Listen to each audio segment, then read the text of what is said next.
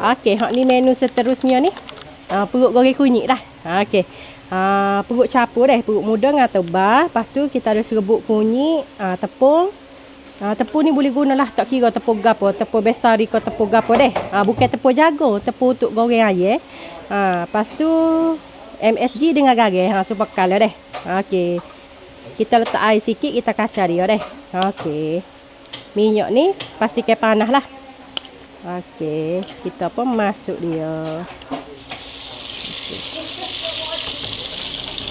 Okey, ni kita akan masuk alat jangok dia lah, lebih kurang. Okey, carrot, lada burung, lada besar, kacang panjang, bunga kubis deh.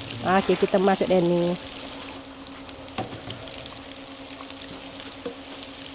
Kita kacang-kacang sehingga dia nampak sayur dia tu nak masak sikit lah, nak layu. Okey, beres. Kita akak dia. Siap dah perut goreng kunyit. Resipi warung atas parit deh. Okey, hak dekat sini ni perut ni customer request dia nak campur deh. Okey, kita ada 3 jenis perut lah. Hak ni perut tebal. Okey, hak gini ni perut muda. Okey, lepas tu satu lagi ni perut jalan ni, dia bulat supaya cicing. Hak ni perut jalan deh, perut kapung lah deh. Jadi kalau siapa yang nak makan jenis sup gabok ko, perut goreng, perut ayam asam, hak best selling sekali, perut goreng air putih, boleh pakat mari deh. Warung atas parit. Menu-menu lain pun banyak lagi. Harga hak gini ni 15 ya deh. Portion ni boleh makan sore sehingga 3 orang.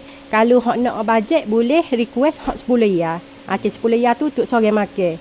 Okey, tidak duk sikit sangat 10 ya tu, banyak juga. Kadang-kadang 2 orang pun boleh makan. Bukan kata banyak dengan sayur-sayur dak. Nampak perut je banyak deh. Warung atas parit ni cuti setiap hari Jumaat saja deh. Hari lain buka lah Sabtu hingga Khamis. Bermula 11.30 pagi sampai pukul 6 petang.